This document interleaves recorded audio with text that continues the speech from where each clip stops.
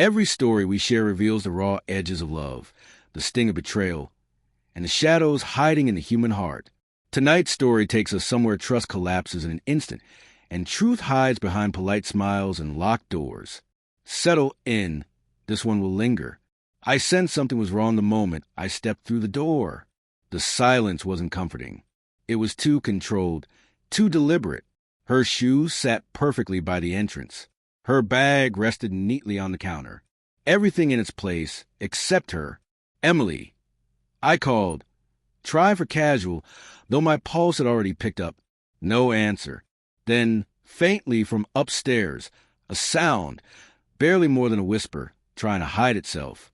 Each step I took creaked under me, the quiet pressing heavier with every movement. The bedroom door was closed, always open before. I opened it.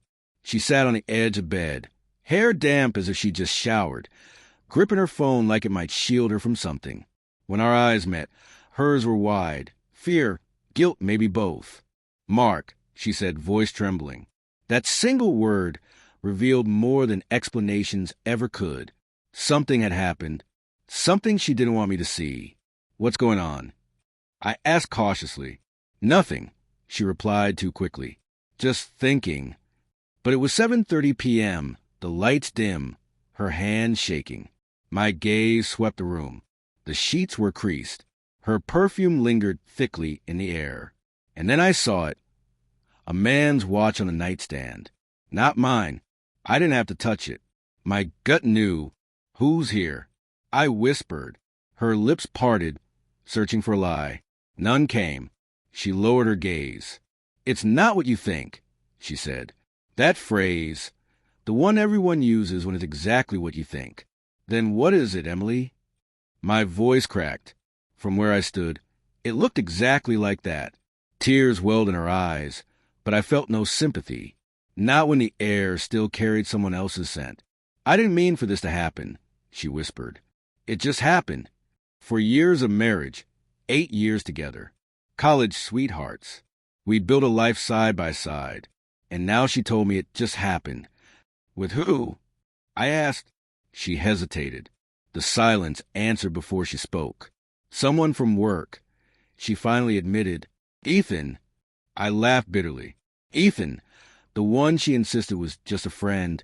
She flinched. "Was it here?" I asked, voice shaking. "In our bed." Her hands covered her face. That was all the answer I needed. I turned away, pacing, replaying every late night, every new password, every guilty glance. I'd known. I just hadn't wanted to admit it. "Why?" I asked softly. "Wasn't I enough?" Her voice broke. "You are enough. I don't know what's wrong with me. I just felt invisible. And he noticed me. Invisible. That word cut deeper than betrayal. I had done everything. Extra hours to pay off the house, planned little trips, cooked her favorite meals, and she felt invisible. I sat down, drained. "So what now?" "I ended it," she said quickly. "Tonight was him saying goodbye." I snapped. "He came here to say goodbye?" She didn't respond. The clock ticked between us, each second heavier than the last. "I can't do this," I said finally, standing. "Mark, please." She reached out, but I stepped back. "I need air." Outside, the night was cool, quiet. It should have felt peaceful. I wandered past the grocery store we visited, past the cafe of our first date, lost in rage, heartbreak, and a faint flicker of hope. That hope died each time I pictured his watch on our nightstand. I didn't go home. I spent the night in my car by the lake, staring at the ceiling until sunrise. The next morning, I didn't yell.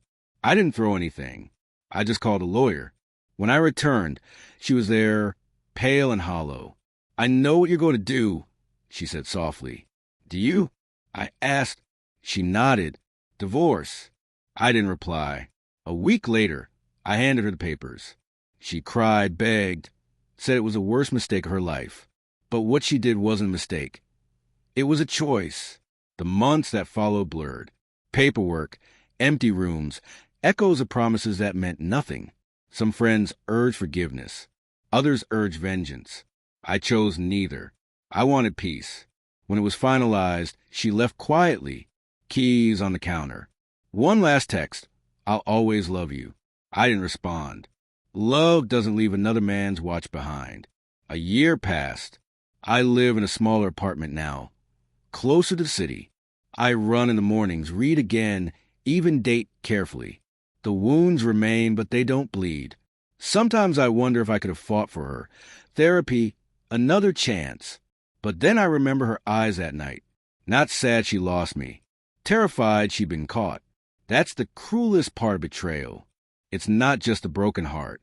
It's that they let you believe it was safe in their hands until the very last moment. Now I live differently. My heart isn't locked away, but I guard it, because when I opened that bedroom door, I didn't just find proof of infidelity. I found the moment I stopped confusing love with loyalty. You've been listening to Asterisk Breakup Cheetah Asterisk, where emotions linger long after the story ends. If this struck a chord, share it, follow us, and return for more stories of heartbreak, secrets, and the fragile threads tying us together. Until next time, keep your heart safe and your eyes open.